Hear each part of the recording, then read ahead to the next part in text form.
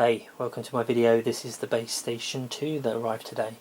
Now the premise of this video is just to look at build quality and what you get with it. It's kind of an unboxing without the unboxing, because who wants to watch somebody open a box, quite frankly. But if you must look at boxes, here is the box. It's made out of cardboard, funnily enough, and it's got loads of stuff on it that tries to get you to buy the synth. So there you go. Exciting stuff. Right, with the synth you get this, you get the manual, and it looks pretty good actually.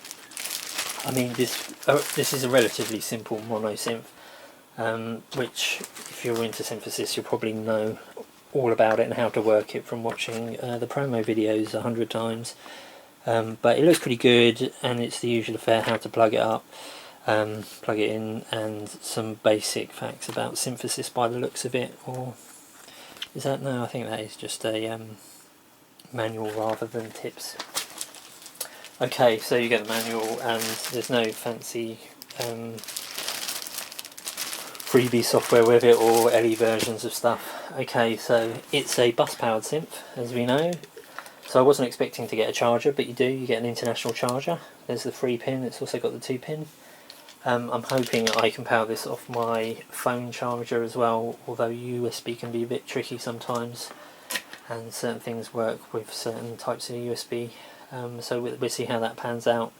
Right, next we're going to talk about the build quality. So first off, the keybed. It's not as good as, say, something like the Blofeld keyboard, which has a particularly nice keyboard on it, I've found. But it certainly isn't as crappy as something like the Korg M50 workstation, for instance, and I find in general some of the Korg stuff seems to have really crappy keys on for some reason. But however, I don't think it's even semi-weighted. It is light. I believe the phrase is synth action, but yeah, it feels pretty light and plasticky, but it feels fine for the money. It doesn't feel like, oh my god, that's a disaster. It's got aftertouch apparently, so we'll see how that pans out, but there's not like stupid amounts of giving it from side to side, and that feels as if it's going to be comfortable for most people. Next, onto the mod wheels. Now here and there's that sort of that rubberized, slightly rubberized, grippy feel, and they feel fine. The pitch feels nice and springy. It's quite loose, the pitch, the spring on it, but you may like that. I found there is quite a lot of play on this particular mod wheel. It might not be on all of them. On mine there's quite a lot of play from side to side, so I wouldn't like to be too rough with it in case I started knocking it at angles and stuff and it worked its way loose over time. So maybe take a bit of care on that and not to be too rough with it. It is on the cheaper end of synths after all.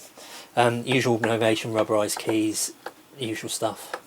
All the knobs feel sturdy and nice. They don't feel like they're gonna too wibbly wobbly, so I'm happy about that. It certainly feels better than some of the ones on the Monotron and stuff. I don't know whether they have this sort of switch, I forget now, I sold mine a while back.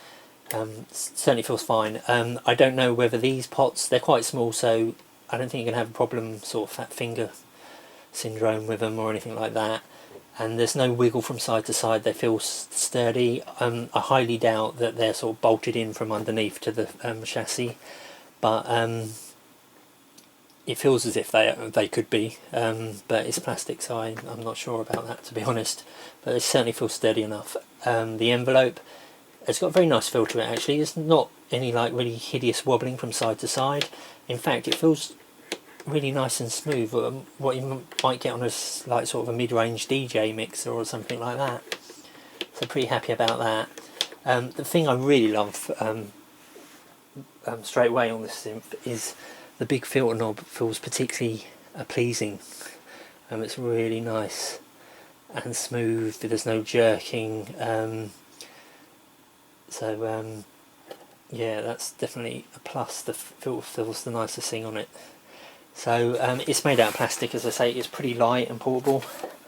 That doesn't sound too good, but trust me, in person it's no different. I think I haven't actually got a Novation controller, but I imagine they're made out of the same stuff, quite frankly. I have absolutely no problems using plastic myself. I've never had a problem with it, so there you go. Anyway, that's it for now. Come back and check my videos on it. I'll be putting it through its paces, hopefully in a more practical way rather than just showing this knob does this knob does that.